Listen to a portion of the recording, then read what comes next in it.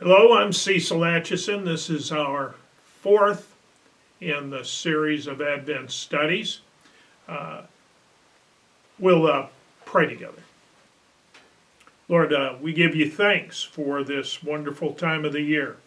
Help us appreciate the great incarnation of our Lord, which brings salvation to all people. In Jesus' name, amen. Hopefully during Advent, we've all heard the real story of Christmas. It's a story of hope, a hope in the second coming of our Lord, a story of peace,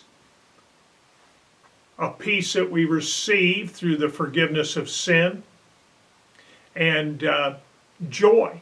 We can have joy in our salvation. That's the Christmas story. Most of all, though, the Christmas story is about God's love for us. The Christmas story is God's Son coming to us in a real and tangible way. He came in the flesh.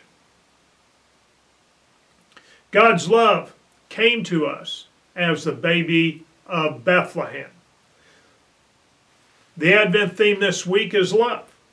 The love of God through the birth of Jesus penetrates the cold, dark winter of our souls. While we were yet sinners, God loved us and acts for us through his grace. I'm going to read a long passage of Scripture. It's a wonderful passage, though, from Luke chapter 2. So if you got a Bible handy, you might want to turn there so you can follow along with me. I'm going to read from the NIV. So hear these words of Scripture from Luke chapter 2, verses 1 through 20. In those days, Caesar Augustus issued a decree that a census should be taken for the entire Roman world. This was the first census that took place while Quirinius was governor of Syria. And everyone went to his own town to register. So Joseph also went up from the town of Nazareth in Galilee to Judea, to Bethlehem, the town of David, because he belonged to the house and line of David. He went there to register with Mary, who was pledged to be married to him and was expecting a child. While they were there, the time came for the baby to be born, and she gave birth to her firstborn son, and she wrapped him in clothes and placed him in the manger, because there was no room for them in the inn. And there were shepherds living out in the fields nearby, keeping watch over their flocks by night. An angel of the Lord appeared to them, and the glory of the Lord shone round about them. And they were terrified. But the angel said to them, "Do not be afraid. I bring you good news of great joy that will be for all people. Today in the town of David, a Savior has been born to you. He is Christ the Lord. This will be a sign to you. You will find the baby wrapped in clothes and lying in a manger." Suddenly, a great company of the heavenly hosts appeared with the angel, praising God and saying, "Glory to God in the highest, on earth, peace to men on whom his favor rests." When the angels had left them and gone into heaven, the shepherds said to one another, "Let's go to Bethlehem and see this thing that has happened, which the Lord has told us about." So they hurried off, and they found Mary and Joseph and the baby, who was lying in the manger. When they had seen him, they spread the word concerning what had been told them about the child. And all who heard it were amazed at what the shepherds said to them. But Mary treasured all these things and pondered them into her heart. The shepherds returned, glorifying and praising God for all the things that they had heard and seen, which were just as they had been told. Can you believe it? The Christmas story begins with a government decree. In those days, Caesar Augustus issued a decree that a census should be taken of the entire Roman world. So Mary and Joseph and everyone else who happened to be from Bethlehem, if you were living somewhere else, you had to go to your own hometown. So they had to return to their hometown. And it wasn't to visit family or go to their high school reunion. The Roman government dictated this homecoming. The census was all about money. Rome was afraid they weren't getting enough. They were going to try to squeeze out a little more from the people.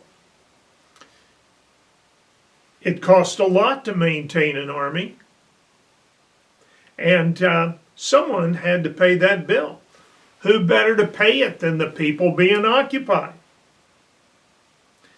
As you can imagine, this census was not popular.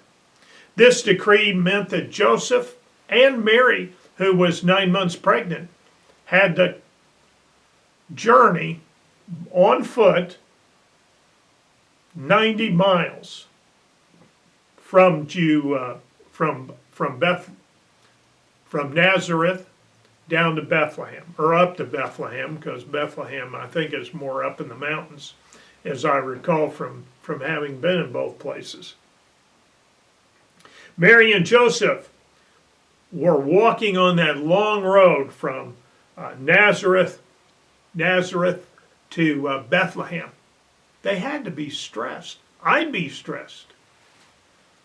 It was also demoralizing to have to go on such a long trip in order to pay more money to the government.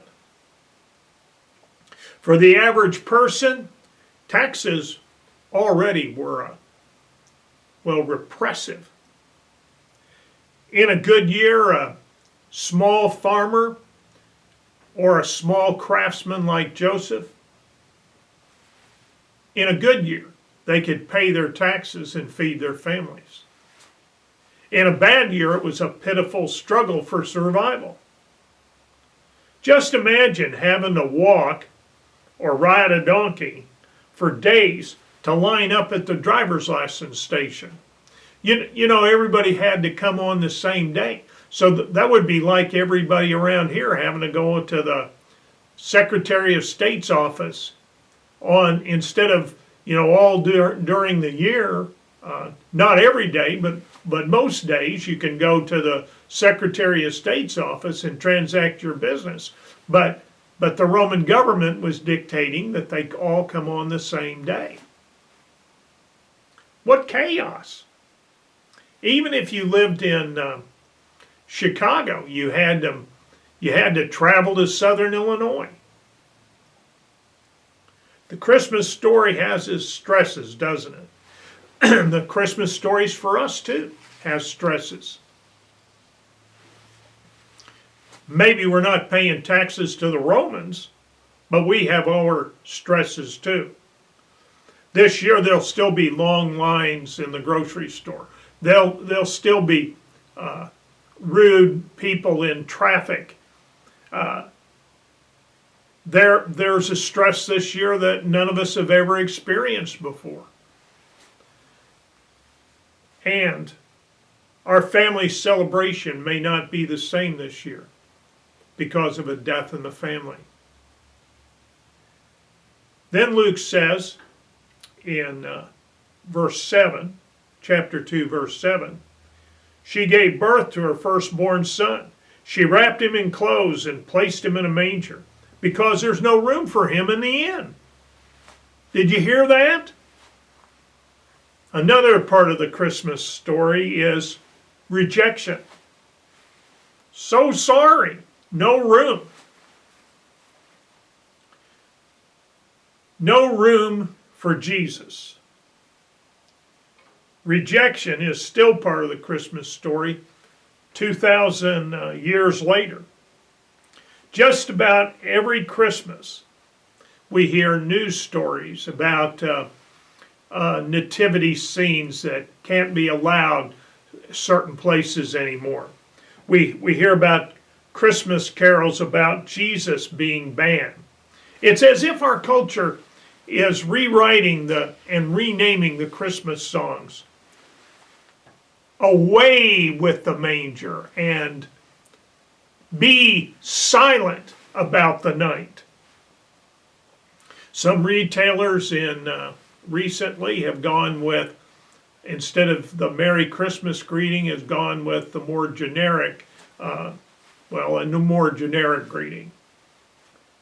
Over and over again, our culture tells us to reject the real story of Jesus. No room for Jesus. Another thing that's sad and even tragic, it's when individuals say no room for you, Jesus. Jesus stands at the door and he knocks on our hearts and he wants to come in. He wants to forgive our sin. He wants to make his home with us. He wants to give us real meaning and purpose for our lives. He wants to give us a future. Many reject his invitation. He hears it all over again. No room for you, Jesus. What about us in the church? Are we who say we're his disciples, are we saying no room to Jesus? You know how you can tell? Are you making room for Jesus in your checkbook? If Jesus isn't a factor in our choices on how to spend our time and employ our talents, are we saying, very, very sorry, no room for you? When we gather with our families this year for gift exchanges or the Christmas meal, will we tell the story of our Savior? And by not doing that, are we saying, we don't have room for you, Jesus? Do we in the church crowd out the gospel of Jesus Christ? Is he hearing from us? Very, very sorry. No room for you. Maybe next year. It's a cliche, but he is the reason for the season. Not all the Christmas story, though, is a story of stress and rejection. The scripture says, I bring you good news of great joy that will be for all people. Today in the town of David, a Savior has been born to you. He is Christ the Lord. Do you hear what I hear? Finally, some good news. Some good news. Isn't it magnificent that the good news comes to the good news of the Savior comes to people who weren't kings or diplomats. They weren't the most influential people in society. They were working people. They were common people, just like us. Christmas is a story of a humble birth, announced to humble people. The angels prompt the shepherds to seek and find the Savior. And they do just that. They go looking for Jesus and they find him. They went and they found the Christ child. and they experienced the good news. The shepherd's enthusiasm tells me that the good news got a hold of them. They were delighted right down to their socks. The good news penetrated to the center of their longing. They were delighted because they had found the one thing that the world really needs: the Savior, who is Christ the Lord. The good news changed them forever. And worship was the response of the shepherds to God's love. They went glorifying and praising God. And then they spread the word concerning what they had been told about the child. The story of Christmas is the shepherds telling everyone the good news.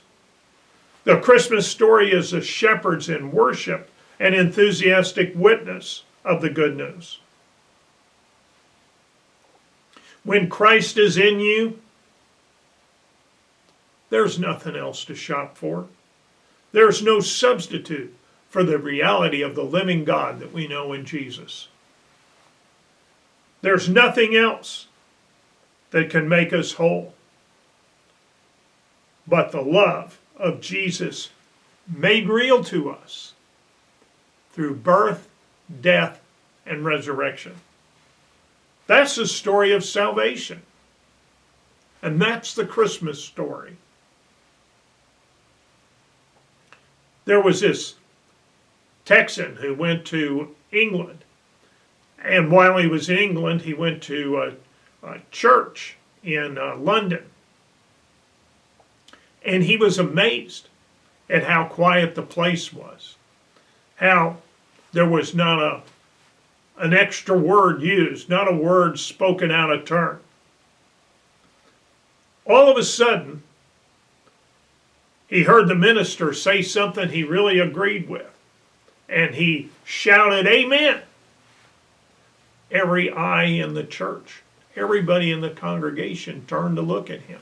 The usher came running down the aisle. And the usher said to him, "Sir, you must not speak out loud in church." And the Texan said, "But I've got religion." And the usher responded to that with, "Well, you sure didn't get it here." Rejoicing in worship is the proper response to the love of God in Christ. That comes from people like the shepherds who have found Jesus, the Savior. We rejoice because the Christmas story is our story. Part of the Christmas story is a government edict. There's stress and rejection. The story of a broken world. But the Christmas story, above all else, is a story of enthusiastic worship. Enthusiastic worship and witness. It is the story of love experienced through the grace of God. The angel said, "A Savior is born to you. He is Christ the Lord." A Savior for you and a Savior for me. I'm going to tell you the Christmas story in a little different way. It's a story called The Luck of Roaring Camp. It turns out that Roaring Camp was the toughest, meanest mining camp in all the West. It was reported that there were more murders and thefts there than any other place around. It was a terrible place, inhabited almost completely by men. except for one woman who made her living the only way she knew how. Her name was Cherokee Sal. She became pregnant by who knows who and gave birth to a baby, but died giving birth. Now the men took the baby and they put the baby in a box on top of a bunch of rags. Well, that didn't look very good. So one of the men rode 80 miles to get a rosewood cradle. Brought it back to the mining camp, put the baby in the rags, in the new rosewood cradle, which looked beautiful, but it didn't look right with the baby there in those rags. So somebody else rode to Sacramento to buy some silk and lace blankets. They brought them back and they put the silk in the rosewood cradle and they put the baby on the silk and then they put the lace blanket over the baby and it really looked nice. But someone then noticed how filthy the floor was. So these hardened men with their calloused hands got down and scrubbed that floor until it was spotless. But then they noticed how dirty the walls and ceiling happened to be, and how dirty the windows were with no curtains. So those men, they got up there and they washed down those walls, they washed down the ceiling, they washed the windows, and they put some curtains up. Things were beginning to look a lot better. But of course, they had to give up a lot of their fighting because babies sleep a lot. And a baby can't sleep in the middle of a brawl. So the whole temperature of Roaring Camp kind of went down. The miners, they would take the baby out and put her in the front of the mine entrance. And they would leave a man there with her. And so that when they got off work, they could all come in and see her on their way out of the mine. Somebody noticed how the entranceway of the mine looked so terrible. And so someone planted flowers and made a garden there. And it was quite beautiful. The men, they would also bring little shiny stones that they would find in the mine and to give to the baby. And when they put their hands next to the baby, their hands were so dirty. So the general store sold out of soap and shaving gear. The baby was changing everything. That's also the way it is in the profoundest of ways for those who have placed faith in the babe of Bethlehem. The baby enters our lives and slips into every crevice of our experience and changes everything. The good news of great joy for all people is a Savior has been born, who is Christ the Lord. Merry Christmas.